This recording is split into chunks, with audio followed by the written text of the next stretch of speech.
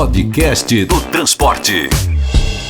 Estes são os destaques deste podcast do transporte no nosso segundo episódio, com o balanço das questões mais importantes de 2023 na área da mobilidade de passageiros nas cidades e pelas estradas do Brasil. Parece que ia, mas ainda não foi. A indústria e as operadoras cobram do governo a extensão dos incentivos para a compra de ônibus de carona na descarbonização. A gente relembra o presidente Rubem Bise da Fabus, entidade dos fabricantes de ônibus, que desenhou o problema. Um operador que tem um veículo de mais de 20 anos não tem receita suficiente e também os custos financeiros para comprar um veículo 0 km. A diferença é muito grande. É um veículo que vale lá 30 mil reais, 50 mil reais, 80 mil reais, versus um produto que hoje está, 500, 600 mil reais. É um salto muito grande. Então o que nós estamos dizendo que o projeto renovado tem que ser, e um que tem 20 poderá comprar um 10, e um que tem 10 poderá comprar um 0. Para isso precisa ter financiamento, via BNDES ou Caixa Federal, etc. Nem deveria ser necessário, mas ainda vale a pena registrar a crescente participação das mulheres neste ramo tradicionalmente masculino. No podcast do transporte, mostramos entrevista com algumas delas, espalhadas em várias áreas do negócio. E uma delas foi Milela Romano, a líder da fabricante brasileira de ônibus, a Eletra. Nós já fizemos 7% em São Paulo com todas as piores linhas de São Paulo. Eles rodam, não tem dificuldade, muito pelo contrário, eles têm muito mais potência, muito mais força de motor do que o ônibus diesel. Então é uma questão de planejamento, de infraestrutura, operação e tipo de veículo certo para aquela linha. Tipo de veículo certo, eu digo, tamanho, autonomia, piso, elevação de piso, piso alto, piso baixo. É isso. Hoje nós temos no mercado, a Eletra tem 6 tipos de veículo com tamanhos e autonomias diferentes que atende qualquer linha hoje do mercado nacional, das cidades brasileiras. Neste começo de estrada do podcast do transporte, a regulamentação das viagens rodoviárias de passageiros foi assunto em vários episódios. Aqui registramos as razões do presidente da ABRAT, Paulo Porto Lima, para ser contra a mobilidade de viagens por aplicativo, sem dia nem hora certos. A nossa principal matriz de transporte, e que atende 70% dos brasileiros, ela ainda é rodoviária. Nós não temos as ferrovias da Europa, nem a malha aérea dos Estados Unidos e da Europa. Portanto, o nosso modal é o mais importante e o mais utilizado pela população brasileira. E mais bem avaliado, nós temos acima de 88%, considerando ótimo e bom. Não há na NTT reclamações representativas e relevantes de preços exorbitantes, de falta de serviço, não existe isso. Há muita concorrência entre as empresas regulares, sempre oferecendo bons serviços inovadores, preços competitivos. O que o fretamento ou uniformidade faz é não pagar impostos, não cumprir as obrigações regulatórias, não levar as gratuidades, sair só de ônibus cheio. Ora, evidente que ele oferece um preço mais barato por não cumprir essas obrigações sociais, legais, tributárias. Então, a nossa luta é de buscar a menor tributação possível em cima da nossa atividade, que é uma atividade de caráter essencial. E essa menor tributação reflete menor tarifa. Eu sou Alexandre Pelege e este é o podcast do transporte.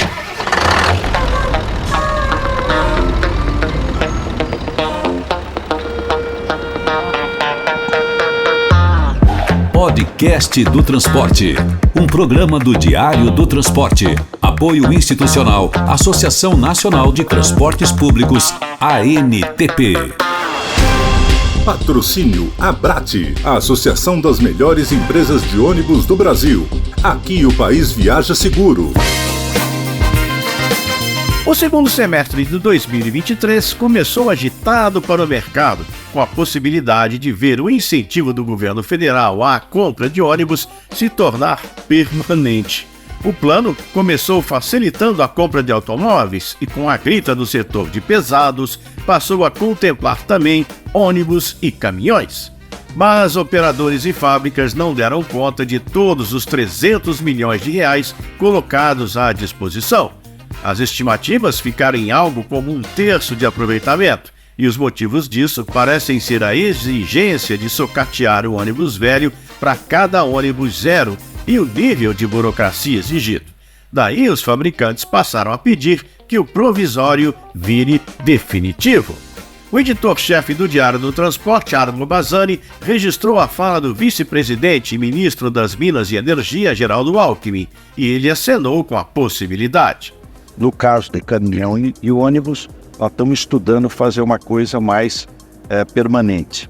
Agora, também foi necessário, porque quando você muda a tecnologia, lá atrás, passou do Euro 3 para o Euro 4, acontece isso. Tecnologia melhor, você tem aumento de preço, e aí diminui a venda transitoriamente. As fabricantes fizeram coro com as operadoras, até porque o vai e vem do estímulo atrapalha o negócio, como disse o agora vice-presidente da Mercedes-Benz, Walter Barbosa. Mostrar para o governo federal a importância de um programa permanente, até para a gente evitar que isso possa causar um pouco mais na frente uma retração de demanda.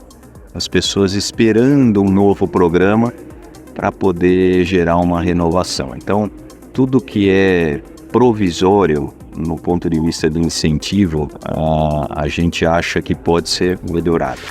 Para destrinchar melhor a história dos incentivos, conversamos também com o presidente da FABUS, que é a Associação dos Fabricantes de Ônibus. E Rubem Bisi lembrou que já existia há algum tempo um programa para renovação da frota. Bom, na realidade, nós estamos trabalhando já há algum tempo, as várias entidades no setor automotivo, juntamente com o governo, desde a época do Ministério da Economia, no projeto Renovar, né? De renovação veicular. É um projeto muito antigo, começado lá atrás pela FAB e pelo Sindipeças. Então, esse projeto já teve 2 decretos assinados, né, protocolados, e agora o governo deverá lançar nos próximos meses a finalização desse projeto. Então, o ministro Alckmin, quando fala de que está pensando em prorrogar e ser permanente, talvez ele esteja se referindo ao projeto Renovar que vai ser lançado, né? Relançado. Um grupo que vai estar lá nomeado para gerenciar isso. A ABDI vai fazer a plataforma para poder sucatear, a habilitação do sucateador. Então tem um programa inteiro por trás dessa informação. Um operador que tem um veículo de mais de 20 anos, ele não tem receita suficiente e também os custos financeiros para comprar um veículo 0 km. A diferença é muito grande. É um veículo que vale lá R$30 mil, R$50 mil, R$80 mil, versus um produto que hoje está, sei lá, R$500, R$600 mil. É um salto muito grande. Então, o que nós estamos dizendo que o projeto Renovar tem que ser de um que tem 20 poderá comprar um 10 e um que tem 10 poderá comprar um 0. Para isso precisa ter financiamento, via BNDES ou Caixa Federal, etc. O podcast do transporte registrou em outro episódio a crescente presença das mulheres em todas as áreas do setor, na administração pública, nas entidades, nos bancos, nas fábricas e nas operadoras, e em toda a hierarquia, do chão de fábrica ao topo da cadeia. E cá entre nós, destacar isso não deveria ser necessário. Mulheres no mercado de trabalho devem ser enxergadas com completa naturalidade, sem elogios infelizes ou machismo velado. E o que fizemos foi só um recado para uma parte cada vez menor do mercado, que é, para usar o nosso chavão, gente do transporte perdendo o bonde da história. Mas seguimos em frente. Em 2023, nós registramos esta conquista de espaço com satisfação. Vamos lembrar onde elas estão e o que estão fazendo. Podcast do Transporte. A assessora da Frente Nacional dos Prefeitos e Prefeitas, Tainá Bittencourt, esteve num dos nossos primeiros episódios para falar sobre a capacitação de prefeituras para assumir as grandes responsabilidades que caem sobre elas na área de transportes e mobilidade. A gente, além de ter corpos técnicos, recursos humanos nas prefeituras bastante reduzidos, é pouca gente para apagar muitos fogos, muitos incêndios, mas a gente ainda tem uma falta de capacitação, não apenas porque não estamos sendo atualizados mas também por troca de mandatos, trocas de renovação de pessoal dentro das prefeituras. A gente acredita muito na Escola Nacional de Administração Pública, por exemplo, a Escola Virtual de Governo, que tem iniciativas positivas e que a gente pode complementar. Eu, na Frente Nacional de Prefeitos, estou com um projeto chamado Projeto Acesso Cidades. E um dos grandes eixos desse projeto de mobilidade urbana é capacitação de técnicos e gestores. No ano passado, a gente capacitou 63 municípios de todo o país no uso de dados e abertura, transparência de dados para o transporte público coletivo. E a gente está pensando aqui também como que a FNP, talvez em parceria com o governo nacional, consegue replicar essa experiência para outros temas, Política tarifária, como fazer estruturação de projetos de mobilidade urbana, estruturação de contratos de concessão, de transporte público, assim por diante. Quem sabe bem os perrengues do transporte público com a legislação e a operação é Maína Celidório, secretária de Transportes do Rio de Janeiro e também vice-presidente da região Sudeste do Fórum Nacional de Secretários de Mobilidade Urbana. Ela falou da expectativa em torno do marco regulatório dos transportes e citou o seu próprio exemplo. Eu acho que o marco legal ele é essencial, e eu falo isso pela experiência prática que a gente está tendo no Rio de Janeiro, de mudar estruturalmente o sistema. Então, a gente teve, por exemplo, o BRT estava num estado de abandono completo pelo concessionário, não fazia manutenção dos ônibus, nem das estações. Aí a prefeitura encampou essa concessão. Hoje a Mob Rio, uma empresa pública, é que toca o BRT, provê esse serviço, e juridicamente esse processo é muito traumático, para a administração. Então, tudo isso tem que ser melhor normatizado para que a gente consiga fazer esses processos com mais celeridade, mais rápido, para dar a resposta para a população mais rápida. Cristina Albuquerque, diretora de Eletromobilidade Global do WRI, o World Resources Institute, falou ao nosso podcast e logo na sequência acendeu um posto nos Estados Unidos. A WRI é uma ONG sem fins lucrativos que apoia causas como a do transporte público em mais de 50 países. E a Cristina Albuquerque nos falou sobre uma mudança de foco nas cidades. Parte dos nossos problemas na mobilidade é que a gente passou anos criando as nossas cidades e permitindo um espraiamento urbano para priorizar o deslocamento de veículos e não o deslocamento de pessoas. Então, grande parte dos nossos problemas de mobilidade causados que a gente tem hoje é por essa falta de prioridade nas pessoas no deslocamento das cidades. Então, trazer as pessoas como foco prioritário do planejamento da nossa mobilidade é parte essencial da nossa solução. A gente tem alguns desafios aí da governança entre os sistemas de trilho, ônibus, bicicleta, mas enquanto a gente não conseguir planejar os nossos sistemas de mobilidade de maneira integrada, conectada, trazendo a maior facilidade para as pessoas nos seus deslocamentos, a gente vai continuar tendo diversos desafios para atrair as pessoas para os modos mais sustentáveis, porque os concorrentes acabam tendo essa facilidade no dia a dia das pessoas. Então, acho que o nosso grande problema e solução é conseguir criar uma política de mobilidade urbana que foque nas pessoas e conseguir conectar esses diferentes modos no deslocamento das pessoas nas nossas cidades. Focar nas pessoas. Esta também é a preocupação de Silvia Stutt, pós-doutoranda em sustentabilidade pela USP e fundadora do Instituto Corrida Amiga, que atua na promoção da mobilidade ativa, aquela movida a gente. E ao focar nas pessoas, inclusão e diversidade são fundamentais. É urgente e imprescindível que haja um olhar amplo e inclusivo, para garantir que todas as pessoas tenham acesso à cidade e que possam exercer seus direitos. E isso não vai acontecer somente com homens brancos à mesa, para debater essas questões. A gente precisa ter paridade e representatividade de gênero, raça, vulnerabilidade social nessas discussões, dando visibilidade à população para que as decisões, as tomadas de decisões, elas sejam reflexo de toda essa diversidade que é a população brasileira, que está aí nas ruas todos os dias, exercendo suas atividades e se deslocando pelas cidades. Tem mulher na eletrificação também, e bem no topo das empresas que fazem a transmissão da eletricidade.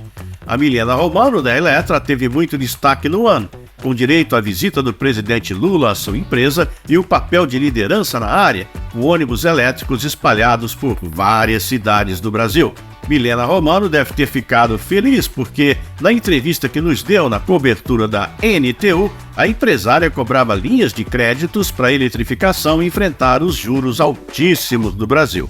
E, segundo o governo federal, a grana já está disponível. Mas, na época, perguntamos sobre a efetividade do elétrico em qualquer piso e ela argumentou com base nas suas próprias experiências. Nós já fizemos teste, por exemplo, em São Paulo com todas as piores linhas de São Paulo. Eles rodam, não tem dificuldade, muito pelo contrário, eles têm muito mais potência, muito mais força de motor do que o ônibus diesel. Então é uma questão de planejamento, de infraestrutura, operação e tipo de veículo certo para aquela linha. Tipo de veículo certo, eu digo, tamanho, autonomia e piso, né? Elevação de piso, piso alto, piso baixo. É isso. Mas hoje nós temos no mercado, a Eletra tem 6 tipos de veículo com tamanhos e autonomias diferentes que atende qualquer linha hoje do mercado nacional, das cidades brasileiras. Na nossa cobertura da Arena NTP, o episódio do podcast do transporte fervilhou.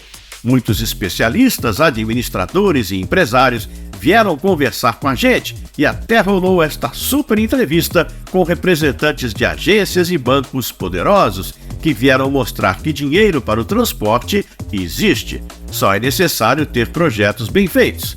Aqui, 2 trechinhos, mas você pode ouvir toda a matéria no episódio 19. Daniela Costa, coordenadora de planejamento da mobilidade urbana da CEMOB, Ministério das Cidades.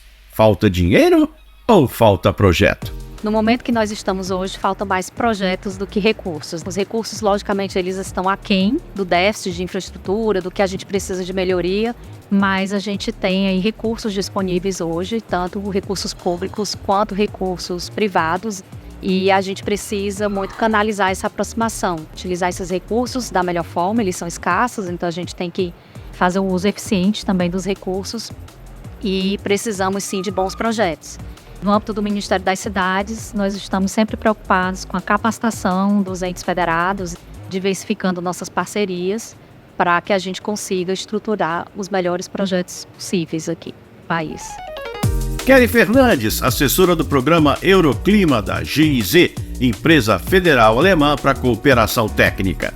Tem ajuda para as cidades que não têm prática nestes projetos? Quando a gente fala de estruturação de bons projetos, a gente precisa ver onde é estratégico a atuação agora.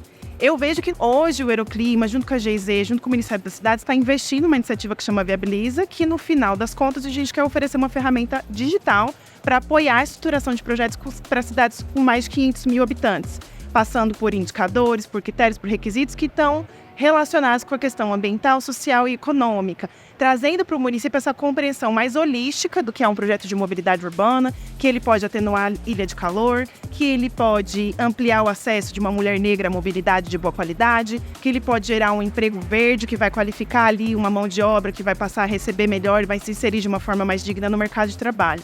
Então, acho que percorrendo esses caminhos e tendo diversidade de soluções e de atuações que sejam complementares.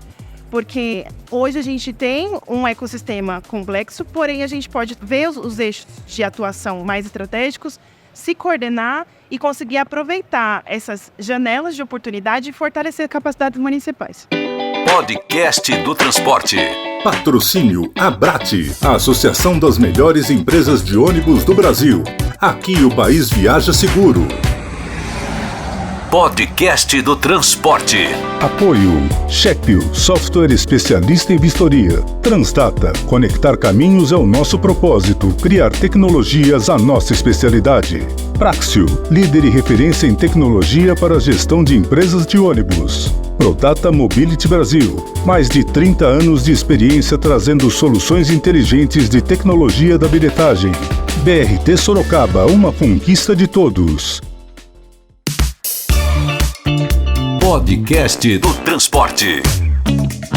Saiu enfim o novo marco regulatório das viagens interestaduais de passageiros, a nova regulamentação do chamado TRIP, Transporte Regular Rodoviário Coletivo Interestadual de Passageiros.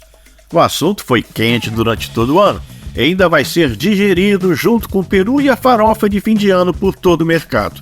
O podcast do transporte vem dando espaço para este assunto, porque além das regras para a entrada de novas operadoras nas linhas regulares, ainda tem correndo por fora a questão do fretamento colaborativo ou transporte clandestino, ou seja, aqueles ônibus que não seguem a regra de ser regulado pela NTT, partir das rodoviárias, pagar impostos e atender às gratuidades. A gente pegou a novela a partir da minuta de vida curta que a NTT publicou e rapidamente despublicou no começo do segundo semestre. Nós pedimos para o advogado especializado em transporte rodoviário Marcelo Brasiel analisar a minuta, a tal que foi sem nunca ter sido. Esse processo agora consta como investigação preliminar, está na corregedoria. Então tudo que a gente tratar aqui, ele está com base num processo que hoje ele está sigiloso. Esse novo marco regulatório, depois de ouvidas essas considerações feitas em audiência pública, ele tem um espírito muito mais de abertura de mercado, porque ele alterou profundamente os conceitos de inviabilidade econômica e inviabilidade técnica, que antes eram empecilhos para a entrada de novos players nas linhas. E essa nova visão do marco regulatório, ela simplificou esses termos de inviabilidade econômica e inviabilidade técnica. Então, traz a sensação de que é um novo marco voltado para uma abertura mais abrupta do mercado. Agora há uma nova minuta, que também não é pública, apesar de vazar aqui e acolá que o documento traz uma visão um pouco diferente. Mas enquanto não sai a minuta oficial, a gente fala de outra questão. O chamado fretamento misto, aquele que só funciona no aplicativo, sem hora certa, e que só sai com uma quantidade mínima de passageiros paga a tarifa.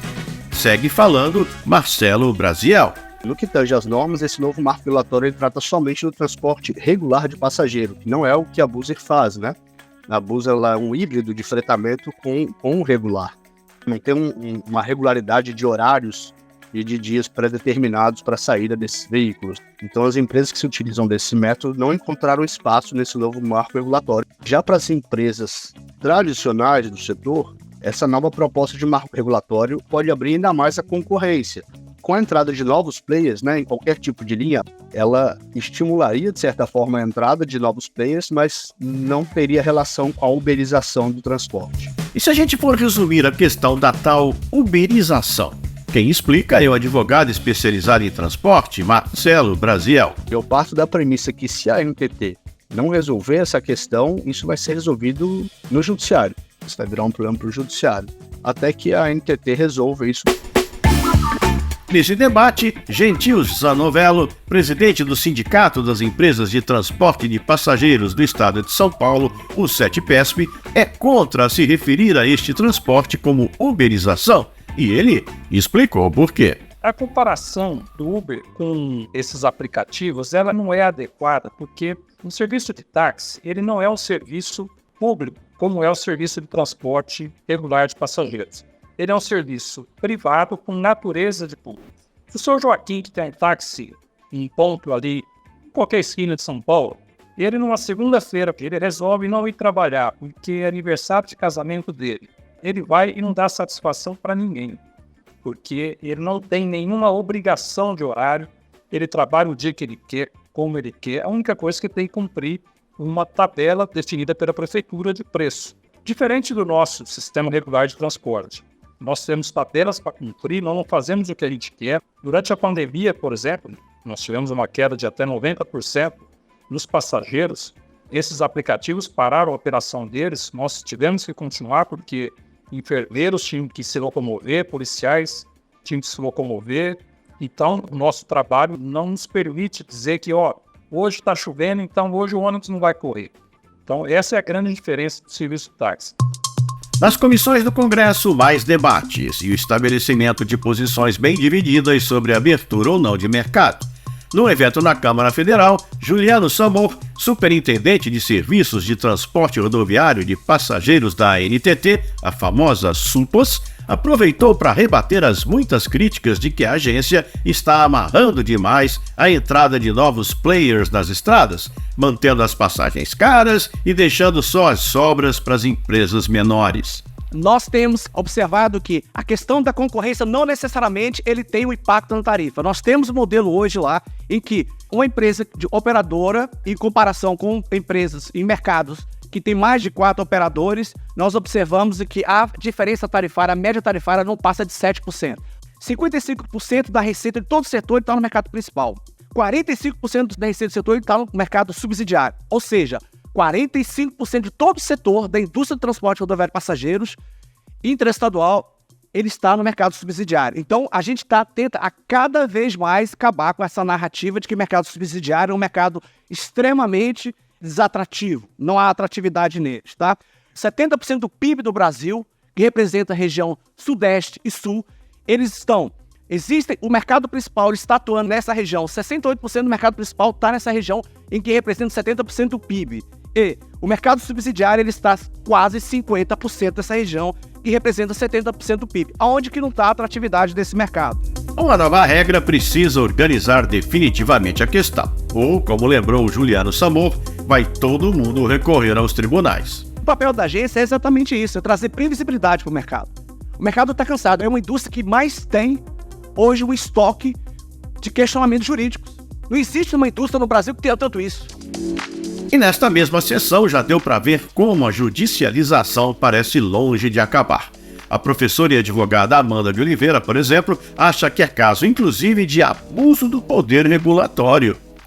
Quando a resolução opta por regulação de entrada, ela limita previamente o número de operadores em uma certa linha, fechamento de mercado claro, estabelecimento de datas fixas anuais para oportunizar o ingresso no mercado, estabelecimento de períodos de transição que consagram monopólios pela via da regulação. É aqui que está o abuso de poder regulatório. Será que essa minuta de ato normativo resistirá quando ela for submetida a um novo confronto no judiciário?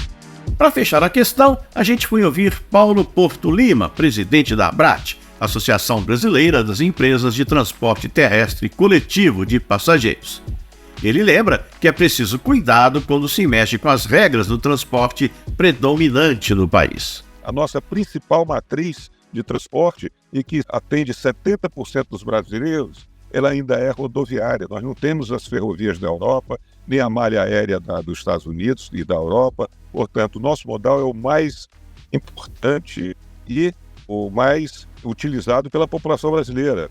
E mais bem avaliado, nós temos acima de 88%, considerando ótimo e bom. Não há na NTT reclamações representativas e relevantes de preços exorbitantes, de falta de serviço, não existe isso. Há muita concorrência entre as empresas regulares, sempre oferecendo bons serviços, serviços inovadores, preços competitivos. O que o fretamento ou informalidade faz é não pagar impostos, não cumprir as obrigações regulatórias, não levar as gratuidades, sair só de ônibus cheio. Ora, evidente que ele oferece um preço mais barato por não cumprir essas obrigações sociais, legais, tributárias. Então, a nossa luta é de buscar a menor tributação possível em cima da nossa atividade, que é uma atividade de caráter essencial. E essa menor tributação reflete menor tarifa. Eu já falei, mas sempre é bom reforçar, porque tem muita gente que está mais concentrada nas festas e, é claro, e com direito no descanso.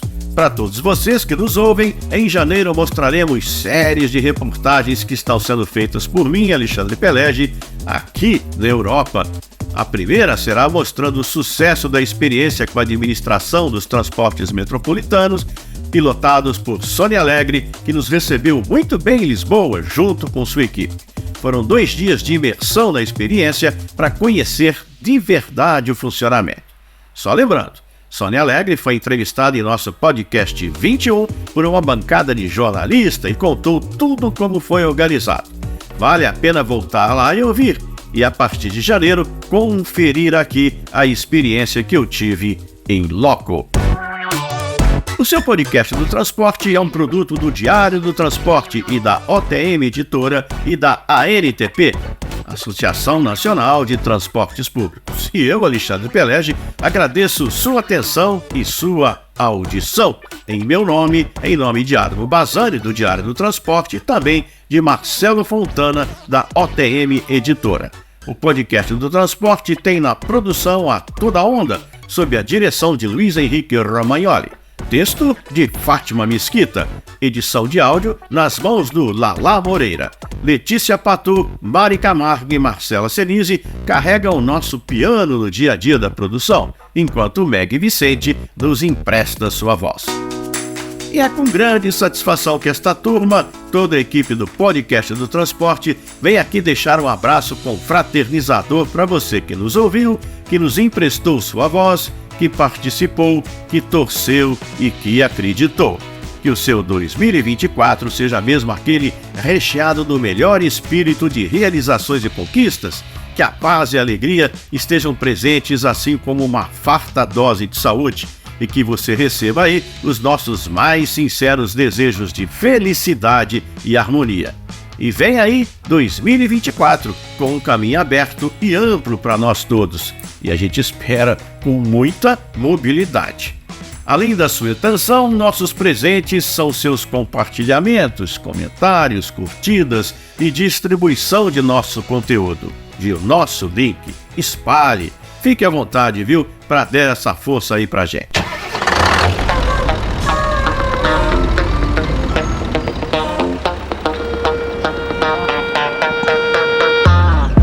Podcast do Transporte, um programa do Diário do Transporte. Apoio institucional, Associação Nacional de Transportes Públicos, ANTP.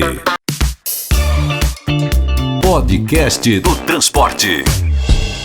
Estes são os destaques deste podcast do transporte no nosso segundo episódio, com o balanço das questões mais importantes de 2023 na área da mobilidade de passageiros nas cidades e pelas estradas do Brasil. Parece que ia, mas ainda não foi. A indústria e as operadoras cobram do governo a extensão dos incentivos para a compra de ônibus de carona na descarbonização. A gente relembra o presidente Rubem Bise da Fabus, entidade dos fabricantes de ônibus, que desenhou o problema. Um operador que tem um veículo de mais de 20 anos não tem receita suficiente e também os custos financeiros para comprar um veículo 0 km. A diferença é muito grande. É um veículo que vale lá 30 mil reais, 50 mil reais, 80 mil reais, versus um produto que hoje está, 500, 600 mil reais. É um salto muito grande. Então, o que nós estamos dizendo que o projeto Renovar tem que ser de um que tem 20 poderá comprar um 10 e um que tem 10 poderá comprar um 0. Para isso precisa ter financiamento, via BNDES ou Caixa Federal, etc. Nem deveria ser necessário, mas ainda vale a pena registrar a crescente participação das mulheres neste ramo tradicionalmente masculino. No podcast do transporte, mostramos entrevista com algumas delas, espalhadas em várias áreas do negócio. E uma delas foi Milena Romano, a líder da fabricante brasileira de ônibus, a Eletra. Nós já fizemos teste, por exemplo, em São Paulo com